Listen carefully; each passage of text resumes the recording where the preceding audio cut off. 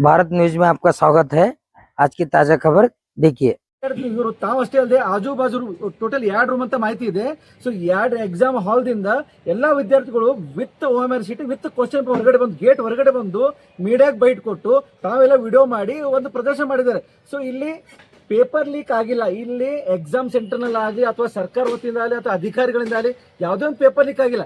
ಏನಿತ್ತು, ಒಂದ್ ಸ್ವಲ್ಪ ಲೇಟ್ ಆಗಿ ಎಕ್ಸಾಮ್ ಕ್ವಶನ್ ಪೇಪರ್ ಕೊಟ್ಟಿದ್ರು ಅಂತ ಮಾಹಿತಿ ಇತ್ತು. ಒಂದು ಹಾಫ್ ಅನ್ ಆಗಿರ್ಬೋದು, 1 ಅವರ್ ಆಗಿರ್ಬೋದು. ಬಟ್ ಆ 1 ಅವರ್ ಇವರು ಎಕ್ಸ್ಟ್ರಾ ಕೊಡ್ತಾರೆ ಎಕ್ಸಾಮ್ ಬರೆಯುವಾಗ. ಸೊ ಇವರು ಆಮೇಲೆ ಎಕ್ಸಾಮ್ 1 ಅವರ್ ಎಕ್ಸ್ಟ್ರಾ ಕೊಟ್ಟಿದ್ದಾರೆ. ಕೆ ಅವ್ರ ಪರ್ಮಿಷನ್ ತಗೊಂಡು 1 ಅವರ್ ಎಕ್ಸ್ಟ್ರಾ ಕೊಟ್ಟಿದ್ದಾರೆ. ಬಟ್ ಇಲ್ಲಿ ಪೇಪರ್ ಲೀಕ್ ಅಂತ ಏನು ಹೇಳ್ತಾ ಇದ್ರು, ಇಲ್ಲಿ paper leak, this is not A paper leak. ಇಲ್ಲಿ ಒಂದು ಕನ್ಫ್ಯೂಷನ್, ವಿದ್ಯಾರ್ಥಿಗಳು ಒಂದು ಗೊಂದಲಕ್ಕೆ ಒಳಗಾಗಿದ್ರು. ಯಾರೇ ಇವರಿಗೆ ಒಂದು ಆತರ ಮಾಹಿತಿ ಕೊಟ್ಟಿದ್ರು ಗೊತ್ತಿಲ್ಲ. ಇದು ಕ್ರಮ ಸಂಖ್ಯೆ ಸೇಮ್ ಇರಬೇಕು ಅಂತೇಳಿ ಯಾರಿಗೆ ಇವರಿಗೆ ತಪ್ಪು ಮಾಹಿತಿ ಕೊಟ್ಟಿದ್ರು ಗೊತ್ತಿಲ್ಲ. ಬಟ್ ವಿದ್ಯಾರ್ಥಿಗಳು ಏನು ಮಾಡಿದ್ದಾರೆ, ನೆನ್ನೆ ಇವರು ಹೊರಗಡೆ OMR ಶೀಟ್ ಮತ್ತೆ ಕ್ವಶನ್ ಹೊರಗಡೆ ತರಬಾರ್ದಾಗಿತ್ತು, ಅದನ್ನ ತಗೊಂಡ್ಬಂದು ತಪ್ಪು ಮಾಡಿದ್ದಾರೆ ಅಷ್ಟೇ ನಾನು ಹೇಳಕ್ ಇಷ್ಟಪಡ್ತೀನಿ. ಸರ್, ಸುಮಾರು ಎಷ್ಟು ವಿದ್ಯಾರ್ಥಿಗಳು ಹೊರಗಡೆ ಬಂದಿರು ನಿಮ್ಮ ಅಂದಾಜು ಪ್ರಕಾರ? ಸುಮಾರಲ್ಲಿ 450 ಪೇಪರ್ ಇದು ಪ್ರಕಾರ 462 ವಿದ್ಯಾರ್ಥಿಗಳನ್ನ ಇದ್ರು. ಅದರಲ್ಲಿ ಸುಮಾರು 132 ವಿದ್ಯಾರ್ಥಿಗಳು ಹೊರಗಡೆ ಬಂದಿದ್ದಾರಂತೆ ಮಾಹಿತಿ ಇದೆ. ಬಟ್ ಆ ಒಂದು 132 ವಿದ್ಯಾರ್ಥಿಗಳು ಇವಾಗ ಮರು ಪರೀಕ್ಷೆ ಮಾಡಬೇಕು ಅಂತ ಏನೋ ಹೇಳಿದ್ದಾರೆ ನೆನೆ. ಬಟ್ ನನಗೇನು ಅನ್ಸಂಗಿಲ್ಲ ಇದನ್ನು ಮರು ಪರೀಕ್ಷೆ ಮಾಡ್ತಾರೆ ಅಂತೇಳಿ. ಯಾಕೆ ನೆನೆ KA ಡೈರೆಕ್ಟರ್ ಪ್ರಸನ್ನ ಅವರು ಕೂಡ ಇದನ್ನು ಕ್ಲಾರಿಫಿಕೇಶನ್ ಕೊಟ್ಟಿದ್ದಾರೆ. ಸೊ ಇಲ್ಲಿ ಯಾವುದೂ ಇಲ್ಲ, ರೀ ಎಕ್ಸಾಮ್ ಆಗುವಂತ ಚಾನ್ಸ್ ಇಲ್ಲ. ಸೊ ಆ ವಿದ್ಯಾರ್ಥಿಗಳು ಆಕ್ಚುಲಿ ಈ ಒಂದು ಎಕ್ಸಾಮ್ ವಂಚಿತರಾದ್ರೆ ನೆನ್ನೆ ತಮ್ಮ ಕೈಯಿಂದ ತಮ್ಮ ಭವಿಷ್ಯ ಹಾಳು ಮಾಡ್ಕೊಂಡಂಗಾಯ್ತು. ಒಂದ್ ರೀತಿಯಲ್ಲಿ ಹಾಗೆ ಒಂದ್ ಸ್ವಲ್ಪ ಹೇಳ್ಬೋದು. ಅವ್ರಿಗೆ ಏನ್ ಅನಿಸುತ್ತೆ ಗೊತ್ತಿಲ್ಲ, ಗೊಂದಕ್ಕೆ ಅವರು ಕನ್ಫ್ಯೂಸ್ ಆಗ್ಬಿಟ್ರು. ಅವ್ರು ಸೇಮ್ ಇರ್ಬೇಕು ಅಲ್ಲ, ಇವ್ರು ಹೊರಗಡೆ ಬಂದು ಅವಶ್ಯಕತೆ ಇರ್ಲಿಲ್ಲ. ಅಲ್ಲಿ ಎಲ್ಲ ಚೀಫ್ ಇರ್ತಾರೆ, ಪ್ರಿನ್ಸಿಪಲ್ಸ್, ಅವ್ರ ಹತ್ರ ಕ್ಲಾರಿಫಿಕೇಶನ್ ತಗೋಬೋದಾಗಿತ್ತು. They are the responsible persons, they are the officials. ಅವ್ರದ್ದು ಒಂದ್ ಸ್ವಲ್ಪ ಸಲಹೆ ತಗೊಂಡು ಇವ್ರು ಒಂದ್ ಸ್ವಲ್ಪ ತಾಳ್ಮೆಯಿಂದ ಒಂದ್ ಸ್ವಲ್ಪ ಎಕ್ಸಾಮ್ ಬರ್ತಿದ್ರೆ ಚೆನ್ನಾಗಿರ್ತಿತ್ತು. ಬಟ್ ಇವರು ಒಂದ್ ಸ್ವಲ್ಪ ಗೊಂದಕ್ಕೀಗ ಇದಾಡಿ ಹೊರಗಡೆ ಬಂದು ತಪ್ಪು ಮಾಡಿದ್ರಂತೆ ನನಗನ್ಸುತ್ತೆ. ಸರ್, ತಮ್ಮ ಹೆಸರು? ಭೋಗೇಶ್ ಸೋಲಾಪುರ್, ಆಮ್ ಆದ್ಮಿ ಪಾರ್ಟಿ ಜಿಲ್ಲಾಧ್ಯಕ್ಷ, ವಿಜಯಪುರ. ತುಂಬಾ ಧನ್ಯವಾದ. ಎಲ್ಲರೂ ನಮಸ್ಕಾರ. ನಿನ್ನೆ ಇಡೀ ರಾಜ್ಯಾದ್ಯಂತ ಸಿವಿಲ್ ಪೊಲೀಸ್ ಕಾನ್ಸ್ಟೇಬಲ್ ಎಕ್ಸಾಮಿನೇಷನ್ ತುಂಬಾ ಸುಸೂತ್ರವಾಗಿ ನಡೆದಿದೆ. ಕೆಲವೊಂದು ಗೊಂದಲ ವಿಜಯಪುರ ಜಿಲ್ಲೆಯ ತಿಕೋಟದಲ್ಲಿ ನಿನ್ನೆ ಒಂದು ಕೇಂದ್ರದಲ್ಲಿ ಶಾರದಾಂಬೆ PU ಕಾಲೇಜಿನಲ್ಲಿ ಕೆಲವು ಗೊಂದಲವನ್ನು ಉಂಟುವಾಗಿತ್ತು. ಅಲ್ಲಿ ಏನಾಗಿದೆ ಅಂತಂದ್ರೆ, ವಿದ್ಯಾರ್ಥಿಗಳು ಆರೋಪ ಏನಂತಂದ್ರೆ OMR ಶೀಟು ಮತ್ತೆ ಕ್ವಶನ್ ಪೇಪರ್ ಎರಡರ ಮೇಲೆ ಇರುವಂತ ಕ್ರಮ ಸಂಖ್ಯೆ 2 ಸೇಮ್ ಇರಬೇಕು ಅಂತೇಳಿ ಅವರ ವಾದ ಇತ್ತು. ಅದು 2 ಸೇಮ್ ಇರಬೇಕು ಅಂತೇಳಿ ಯಾವುದು KA ರೂಲ್ಸ್ ನಲ್ಲಿ ಇಲ್ಲ. ಮತ್ತೆ ಅದು ಸೇಮ್ ಇರಬೇಕು ಅಂತ ಏನಿಲ್ಲ, ಕೆಲವು ಸೇಮ್ ಬರ್ಬೋದು, ಕೆಲವು ಸೇಮ್ ಬರ್ದೇ ಇರ್ಬೋದು. ಬಟ್ ಅದು ವಿದ್ಯಾರ್ಥಿಗಳ ಟೆನ್ಷನ್ ಅಲ್ಲ. ವಿದ್ಯಾರ್ಥಿಗಳು OMR ಶೀಟ್ ಮೇಲೆ ತಮ್ಮ ಕ್ವಶನ್ ಪೇಪರ್ ಮೇಲೆ ಇರುವಂತ serial number A1 B1 C1 ಅದು ಸರಿಯಾಗಿ ನಮೂದಿಸಬೇಕು. ಅದಾದ್ಮೇಲೆ ಹಾಲ್ ಟಿಕೆಟ್ ಇರುವಂತ ತಮ್ಮ registration number, hall ticket number ಸರಿಯಾಗಿ ನಮೂದಿಸಬೇಕು. ಅದು 2 ಮಾತ್ರ ವಿದ್ಯಾರ್ಥಿಗಳು ಕರೆಕ್ಟ್ ಆಗಿ ಮಾಡ್ಬೇಕು ಹೊರತಾಗಿ ಅದು 2 ಸೀರಿಯಲ್ ನಂಬರ್ ಸೇಮ್ ಇರಬೇಕು ಅಂತ ಏನ್ ಅವ್ರು ವಾದ ಇತ್ತು, ಅದು ಆಕ್ಚುಲಿ ತಪ್ಪು. ಮತ್ತೊಂದು ಏನಾಗಿದೆ ಅಂತಂದ್ರೆ, ಇದನ್ನ ಒಂದು ದೊಡ್ಡ ಇಶ್ಯೂವನ್ನು ಮಾಡಿ ವಿದ್ಯಾರ್ಥಿಗಳು ನಿನ್ನೆ ಹೊರಗಡೆ ಬಂದಿದ್ದಾರೆ. ಅವ್ರು ಹೊರಗಡೆ ಬರೋದಷ್ಟೇ ಅಲ್ಲ, ಅವ್ರ ಜೊತೆ OMR ಶೀಟು ಮತ್ತೆ ಕ್ವಶನ್ ಪೇಪರ್ 2 ಕೂಡ ಗೇಟ್ ಹೊರಗಡೆ ತಗೊಂಡ್ಬಂದಿದ್ದಾರೆ. ಇದು ದೊಡ್ಡ ಅಪರಾಧ, ಇದು ದೊಡ್ಡ ತಪ್ಪು ವಿದ್ಯಾರ್ಥಿಗಳಿಂದ ಆಗಿದ್ದು. ಅವ್ರಿಗೆ ಏನಾದ್ರು ಗೊಂದಲ ಇದ್ದಿದ್ರೆ, ಅವ್ರಿಗೆ ಏನಾದ್ರು ಕನ್ಫ್ಯೂಷನ್ ಇದ್ದಿದ್ರೆ ಸೆಂಟರ್ ನಲ್ಲಿ ಚೀಫ್ ಇರ್ತಾರೆ, ಪ್ರಿನ್ಸಿಪಲ್ ಇರ್ತಾರೆ, ಸೂಪರಿಂಟೆಂಡೆಂಟ್ ಇರ್ತಾರೆ, ಇನ್ವಿಜಿಲೇಟರ್ ಇರ್ತಾರೆ, ಅವ್ರ ಹತ್ರ ಕ್ಲಾರಿಫೈ ಮಾಡ್ಕೋಬಹುದಾಗಿತ್ತು. ಅವ್ರ ಮಾತು ಕೇಳದೆ ಮತ್ತೆ DC ಸಾಹೇಬರು ಬರುವವರೆಗೂ ಕಾಯ್ದೆ ಅವರು ಹೊರಗಡೆ ಬಂದು ಗೊಂದಲ ಸೃಷ್ಟಿ ಮಾಡಿ ಒಂದು ಪೇಪರ್ ಲೀಕ್ ಆಗಿದೆ ಅಂತ ಹೇಳಿ ಏನ್ ಹೇಳಿದ್ರು, ಅದು ಪೇಪರ್ ಲೀಕ್ ಆಕ್ಚುಲಿ ಅಲ್ಲ. ಇದು ವಿದ್ಯಾರ್ಥಿಗಳಲ್ಲಿ ಉಂಟಾದ ಒಂದು ಗೊಂದಲ ಅಂತ ಹೇಳ್ಬೋದು, ಒಂದು ಕನ್ಫ್ಯೂಷನ್ ಅಂತ ಹೇಳ್ಬೋದು. ಯಾಕೆ ನಿನ್ನೆ ಸಾಯಂಕಾಲ KA ಡೈರೆಕ್ಟರ್ ಆದಂತ ಪ್ರಸನ್ನ ಅವರು ಕೂಡ ಕ್ಲಾರಿಫಿಕೇಶನ್ ಕೊಟ್ಟಿದ್ದಾರೆ. ಅವು 2 ನಂಬರ್ ಸೇಮ್ ಇರಬೇಕಂತ ರೂಲ್ಸ್ ಇಲ್ಲ. ಮತ್ತೆ ಅದರಲ್ಲಿ ಹಾಲ್ ಟಿಕೆಟ್ ಹಿಂದ್ಗಡೆ ಬರೆದಿದ್ದಾರೆ. ಎಕ್ಸಾಮ್ ಮುಗಿಯುವವರೆಗೂ ಯಾರು ಹೊರಗಡೆ ಬರುವಾಗಿಲ್ಲ ಅಂತ ಕ್ಲಿಯರ್ ಆಗಿ ಒಂದು ಮೆನ್ಷನ್ ಮಾಡಿದ್ದಾರೆ KA ರೂಲ್ಸ್ ಪ್ರಕಾರ ಹಾಲ್ ಟಿಕೆಟ್ ಹಿಂದ್ಗಡೆ. ಆದ್ರೂ ಕೂಡ ವಿದ್ಯಾರ್ಥಿಗಳು OMR ಶೀಟು ಮತ್ತೆ ಕ್ವಶನ್ ಪೇಪರ್ ಹೊರಗಡೆ ತಗೊಂಡು ಪ್ರತಿಭಟನೆ ಮಾಡ್ತಿದ್ದಾರೆ. ಅವ್ರ ವಾದ ಏನು, ಇದು 2 ಸೇಮ್ ಇರ್ಬೇಕಾಯ್ತು. ಮತ್ತೆ ಅಲ್ಲಿ ಇನ್ವಿಜಿಲೇಟರ್ ಹೇಳಿದ್ರು ಕೂಡ ಇವ್ರು ಅವ್ರ ಮಾತು ಕೇಳದೆ ಹೊರಗಡೆ ಬಂದು ಪ್ರತಿಭಟನೆ ಮಾಡ್ತಿದ್ದಾರೆ. ಅದರಲ್ಲಿ ಒಂದ್ಸಲ ಹೊರಗಡೆ ಬಂದ್ಮೇಲೆ ವಾಪಸ್ಸು ಎಕ್ಸಾಮ್ ಹಾಲ್ಗೆ ಕೂತ್ಕೊಂಡು ಎಕ್ಸಾಮ್ ಬರೆಯುವಂತ ಅವಕಾಶ ಯಾವ ವಿದ್ಯಾರ್ಥಿಗಳು ಇರಂಗಿಲ್ಲ. It is integrity of the examination. ಒಂದು ಎಕ್ಸಾಮಿನೇಷನ್ ಒಂದು ಇಂಟಿಗ್ರಿಟಿ ಇರುತ್ತೆ. ಯಾಕಂದ್ರೆ ಕ್ವಶನ್ ಪೇಪರ್ ಹೊರಗಡೆ ಬಂದ್ಮೇಲೆ ಲೀಕ್ ಆಗ್ಬಿಡುತ್ತೆ ಅದು. ಸೊ ಅದಕ್ಕೆ ಒಂದ್ಸಲ ನೀವು ಹೊರಗಡೆ ಬಂದು ನೀವು ಇನ್ನೂ ಒಳಗಡೆ ಕ್ವಶನ್ ಪೇಪರ್ ಇಟ್ಟು OMR ಇಟ್ಟು ಹೊರಗಡೆ ಬಂದು ಪ್ರತಿಭಟನೆ ಮಾಡಿದ್ರೆ ನಿಮಗೆ ಒಳಗಡೆ ಕುತ್ಕೊಂಡು ಅವಕಾಶ ಮತ್ತೆ ನಿಮಗೆ ಮರುಸ್ಥಾಪಿಸ್ಕೊಳ್ಬಹುದಾಗಿತ್ತು. ಬಟ್ ಆಲ್ರೆಡಿ ನೀವು ಸುಮಾರು 132 ವಿದ್ಯಾರ್ಥಿಗಳು OMR ಸಮೇತವಾಗಿ ಕ್ವಶನ್ ಪೇಪರ್ ಸಮೇತವಾಗಿ ನೀವು ಹೊರಗಡೆ ಬಂದು ಪ್ರತಿಭಟನೆ ಮಾಡಿದ್ರಿಂದ ನಿಮಗೆ ಒಳಗಡೆ ಮತ್ತೊಮ್ಮೆ ಎಕ್ಸಾಮ್ ಬರೋಕೆ ನಿಮಗೆ ಅವಕಾಶ ಮಾಡಿಕೊಟ್ಟಿಲ್ಲ. ಯಾಕಂದ್ರೆ it is the integrity of the examination. ಅಲ್ಲಿ 465 ವಿದ್ಯಾರ್ಥಿಗಳ ಒಂದು ಇರುವಂತ ಒಂದು ಕೇಂದ್ರ ನಿನ್ನೆ ಶಾರದಾಂಬೆ PU ಕಾಲೇಜು, ಅದರಲ್ಲಿ 130 ವಿದ್ಯಾರ್ಥಿಗಳನ್ನು ಹೊರಗಡೆ ಬಂದಿದ್ದಾರೆ. ಅವರು ಈ ಎಕ್ಸಾಮ್ ನಿಂದ ವಂಚಿತರಾಗಿದ್ದಾರೆ. ಅವ್ರು ತಾವಾಗಿ ಹೊರಗಡೆ ಬಂದು ಒಂದು ಗೊಂದಲ ಸೃಷ್ಟಿ ಮಾಡಿದಕ್ಕೆ ಅವರಿಗೆ ಮತ್ತೆ ಮರು ಪರೀಕ್ಷೆ ಮಾಡಕ್ಕೆ ಅವರಿಗೆ ಅವಕಾಶ ಮಾಡಿ ಕೊಟ್ಟಿಲ್ಲ ಜಿಲ್ಲಾಡಳಿತ. ಇದು ಗೊಂದಲ ಆಗಿದೆ, ಇಲ್ಲಾಂದ್ರೆ ಅವ್ರಿಗೆ ಒಳಗ್ ಹೋಗ್ಬೇಕಾಗಿತ್ತು, ಇಲ್ಲಾಂದ್ರೆ ರೀಪರೀಕ್ಷಣೆ ಮಾಡಬೇಕು. ನೋಡಿ ಎಕ್ಸಾಮಿಗೆ ಎಕ್ಸಾಮ್ ಮಾಡ್ಬೇಕು. ಅವರು ಎಷ್ಟು ವಿದ್ಯಾರ್ಥಿ ಹೊರಗೆ ಬಂದಾರಲ್ಲ, ಈಗ ಅದನ್ನೇ ಹೇಳಿದೆ ನಾನು. ಈಗ ಅವರು OMR ಶೀಟ್ ಕ್ವಶನ್ ಪೇಪರ್ ಒಳಗಡೆ ಇಟ್ಟು ಹೊರಗಡೆ ಬಂದಿದ್ರೆ 100% ಅವರಿಗೆ ಮತ್ತೆ ಒಳಗಡೆ ಹೋಗಿ ಒಂದು ಎಕ್ಸಾಮ್ ಬರುವಂತ ಅವಕಾಶ ಇತ್ತು. ಬಟ್ ಯಾವಾಗ ಅವರು OMR ಶೀಟ್ ಕ್ವಶನ್ ಪೇಪರ್ ಹೊರಗಡೆ ತಂದಿದ್ದಾರೆ, ಅದು ಯಾರಿಗೆ ಅವರು ವಾಟ್ಸ್ಆಪ್ ಮೇಲೆ ಕ್ವಶನ್ ಕಳಿಸಿದ್ದಾರೆ, ಮತ್ತೆ ಮೀಡಿಯಾರು ಎಲ್ಲ ಬಂದಿತ್ತು. ಸೊ ಎಲ್ಲೆಲ್ಲಿ ಕ್ವಶನ್ ಪೇಪರ್ ಹೋಗಿರುತ್ತೆ ಗೊತ್ತಿರಂಗಿಲ್ಲ.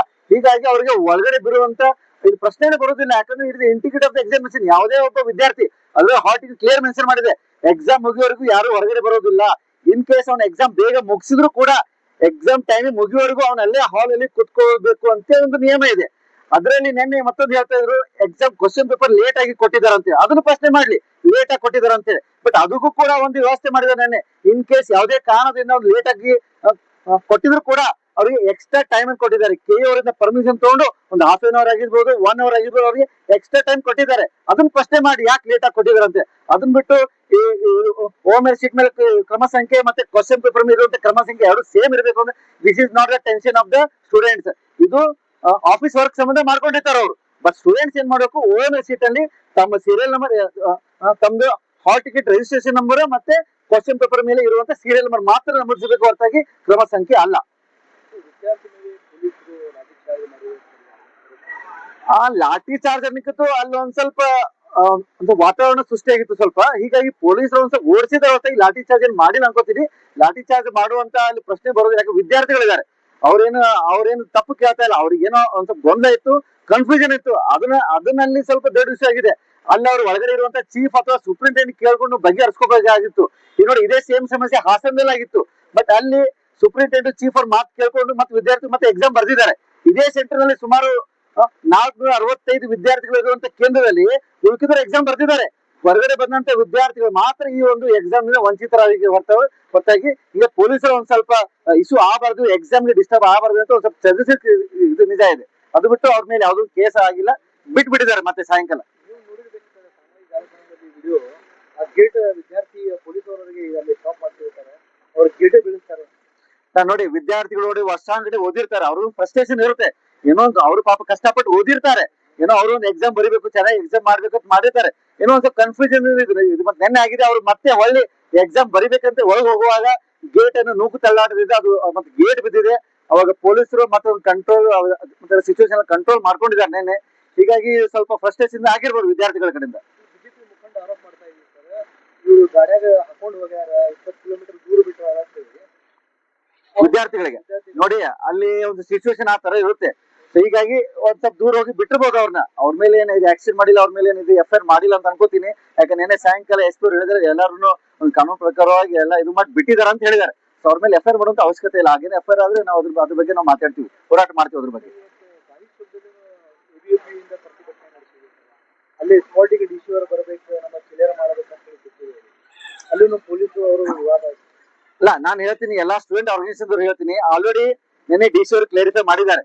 ಮತ್ತೆ KE ಡೈರೆಕ್ಟರ್ ಆದಂತ ಪ್ರಸನ್ನ ಅವರು ಕೂಡ ನಿನ್ನೆ ವಿಡಿಯೋ ಮಾಡಿ ಕ್ಲಾರಿಫಿಕೇಶನ್ ಕೊಟ್ಟಿದ್ದಾರೆ. ಹೀಗಾಗಿ ಮತ್ತೆ ಇದರಲ್ಲಿ ಹೋರಾಟ ಮಾಡುವಂತ ಏನ್ ಪ್ರಶ್ನೆ ಇಲ್ಲ ಅಂತ ಅನ್ಕೋತೀನಿ. ಯಾಕಂದ್ರೆ ಇದ್ರ ಬಗ್ಗೆ ನಾವು ತಿಳ್ಕೊಬೇಕಾಗ ಒಂದು ಎಕ್ಸಾಮ್ ನಡೆಸಬೇಕಾದ್ರೆ ಏನೆಲ್ಲ ರೂಲ್ಸ್ ನಾವು ಫಾಲೋ ಮಾಡ್ಬೇಕು, ವಿದ್ಯಾರ್ಥಿಗಳಾಗಿರ್ಲಿ ಅಧಿಕಾರಿಗಳಾಗಿರ್ಲಿ ಏನೆಲ್ಲ ಒಂದು ರೂಲ್ಸ್ ಫಾಲೋ ಮಾಡ್ಬೇಕು, ಅದು ನಮಗೂ ಮುಂಚೆ ಗೊತ್ತಿರ್ಬೇಕು. ಈಗ ನೋಡಿ, ಇವಾಗ ಇಲ್ಲಿ ಕ್ವಶನ್ ಪೇಪರ್ ಇದು ಲೀಕ್ ಆಗಿದೆ ಅಂತ ಹೇಳುದು, ಅಲ್ಲಿ ಕ್ವಶನ್ ಪೇಪರ್ ಲೀಕ್ ಯಾವ್ದು ಪ್ರಶ್ನೆ ಇಲ್ಲ. ಅಲ್ಲಿ ಸ್ಟೂಡೆಂಟ್ಸ್ ಗೆ ಗೊಂದಲ ಆಗಿದ್ದು, ಕನ್ಫ್ಯೂಷನ್ ಆಗಿದೆ. ಅದಕ್ಕೆ ಕ್ವಶನ್ ಪೇಪರ್ ಮೇಲೆ ಕ್ರಮ ಸಂಖ್ಯೆ ಮತ್ತೆ OMR ಶೀಟ್ ಮೇಲೆ ಕ್ರಮ ಸಂಖ್ಯೆ ಎರಡು ಸೇಮ್ ಇರಬೇಕು ಅಂತ ಗೊಂದಲದಿಂದ ಮಾತ್ರ ಇದು ಒಂದು ಕನ್ಫ್ಯೂಷನ್ ಆಗಿದ್ದು, ಹೊರತಾಗಿ ಅದು ಪೇಪರ್ ಲೀಕ್ ಆಗಿದೆ ಅಂತ ಹೇಳಿ ಯಾವುದೋ ಒಂದು ಪ್ರಶ್ನೆ ಇಲ್ಲ. ಇಡೀ ಕರ್ನಾಟಕದ ಒಂದು ಒಳ್ಳೆ ಎಕ್ಸಾಮಿನೇಷನ್ ಎಲ್ಲ ಸುಸೂತ್ರವಾಗಿ ನಡೆದಿದೆ, ಯಾವ್ದು ಗೊಂದಲ ಇಲ್ಲ ಅಂತ ನಾನು ಹೇಳಕ್ ಇಷ್ಟಪಡ್ತೀನಿ.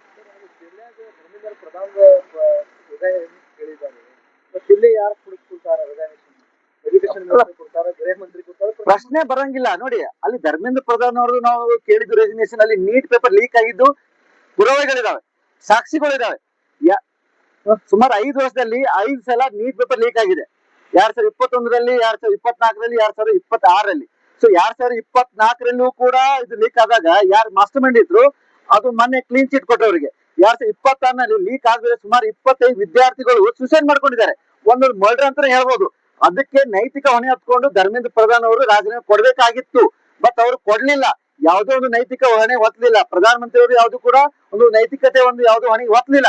ಹೀಗಾಗಿ ವಿದ್ಯಾರ್ಥಿಗಳು ಧರ್ಮೇಂದ್ರ ಪ್ರಧಾನ್ ಅವರು ಇದಕ್ಕೆ ನೈತಿಕ ಹೊಣೆಯನ್ನು ಕೊಟ್ಟು ರಾಜೀನಾಮೆ ಕೊಡ್ಬೇಕಂತೇಳಿ ಅವರ ಉದ್ದೇಶವನ್ನು ಹೋರಾಟ ಮಾಡಿ ಒಂದು ಧರ್ಮೇಂದ್ರ ಪ್ರಧಾನ್ ಅವರು ರಾಜೀನಾಮೆ ಕೊಟ್ಟಿದ್ದಾರೆ. ಬಟ್ ಇಲ್ಲ ಆದಂತ ಪೇಪರ್ ಲೀಕ್ ಅಲ್ಲ ಇದು. Is not A paper leak. Paper leak ಇದ್ದಿದ್ರೆ ನಾವು ಕೂಡ ಹೋರಾಟ ಮಾಡ್ತಿದ್ವಿ. ಸೊ ಇದು ಒಂದು ಸ್ಟೂಡೆಂಟ್ಸ್ ಮೈಂಡ್ ನಲ್ಲಿ ಕನ್ಫ್ಯೂಷನ್ ಇದ್ದರಿಂದ ಈ ತರ ಒಂದು ಗೊಂದಲ ಸೃಷ್ಟಿಯಾಗಿದೆ ಹೊರತಾಗಿ ಇದು ಪೇಪರ್ ಲೀಕ್ ಸಮಸ್ಯೆ ಅಲ್ಲ. ಹೀಗಾಗಿ ಇಲ್ಲಿ ರಾಜೀನಾಮೆ ಕೊಡೋ ಪ್ರಶ್ನೆ ಅಂತೂ ಏನಿಲ್ಲ ಅಂತ ಅನ್ಕೋತೀನಿ. ಹಾಗೇನಾದ್ರೆ we can demand the resignation of home minister or education minister. That's it. Thank you. ಯಾರು ಎಕ್ಸಾಮ್ ಹೋಗಿಲ್ಲ, ಈ ಹುಡುಗರು ಹೊರಗೆ ಬಂದಿದ್ರಲ್ಲ, ಕ್ವಶನ್ ಪೇಪರ್ ಅವರಿಗೆ ಮರುಪರೀಕ್ಷಣೆ ಮಾಡಬೇಕು. ನೋಡಿ, ಎಕ್ಸಾಮ್ ಕೂಡಿಸ್ಬೇಕು. ಈಗ ವಿದ್ಯಾರ್ಥಿಗಳಿಗೆ 137 ವಿದ್ಯಾರ್ಥಿಗಳು ಹೊರಗಡೆ ಬಂದಿದ್ದಾರೆ ನಿನ್ನೆ. ಅವರಿಗೆ ಇದೇ ಕ್ವಶನ್ ಪೇಪರ್ ಮೇಲೆ ರೀ ಎಕ್ಸಾಮ್ ಮಾಡ್ಸಕ್ಕಂತೂ ಆಗಂಗಿಲ್ಲ.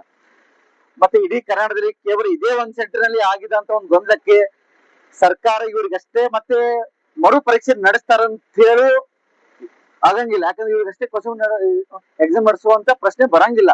ಈಗ 137 ವಿದ್ಯಾರ್ಥಿಗಳು ಹೊರಗೆ ಬಂದಿದ್ರೆ ಅವ್ರ ನ್ಯಾಯಕ್ಕೆ ಸರಿ ಇದೆ. ಬಟ್ ಸ್ವಲ್ಪ ತಾಳ್ಮೆಯಿಂದ ಇದ್ದಿದ್ರೆ, ನೆನ್ನೆ ತಾಳ್ಮೆಯಿಂದ ಇದ್ರೆ ಡಿ ಸಿ ಸಾಹೇಬ್ರು ಬರುವವರೆಗೂ ಸ್ವಲ್ಪ ಅಲ್ಲಿದ್ದಂತ ಒಂದು ಅಧಿಕಾರಿಗಳು ಮಾತು ಕೇಳಿ ಮತ್ತೆ ಎಕ್ಸಾಮ್ ಬರ್ದಿದ್ರೆ ಒಂದು ಒಳ್ಳೇದ್ ಇರ್ತಿತ್ತು ಅಂತ ಅನ್ಕೋತೀನಿ. ಯಾಕಂದ್ರೆ ಹೊರಗಡೆ ಬಂದು ನಮ್ಗೆ ಎಕ್ಸಾಮ್ ನಡೆಸಿ ಅಂತಂದ್ರೆ ಸರ್ಕಾರಕ್ಕೂ ಕೂಡ ಇದು ಆಗುದಿಲ್ಲ. ಇದು ಪ್ರಾಕ್ಟಿಕಲಿ ದಿಸ್ ಇಸ್ ಇಂಪಾಸಿಬಲ್ ಅಂತ ಹೇಳ್ಬೋದು ನಾನು. ಭೋಗೇಶ್ ಸೊಲಾಪುರ್, ಆಮ್ ಆದ್ಮಿ ಪಾರ್ಟಿ ಜಿಲ್ಲಾಧ್ಯಕ್ಷ, ವಿಜಯಪುರ.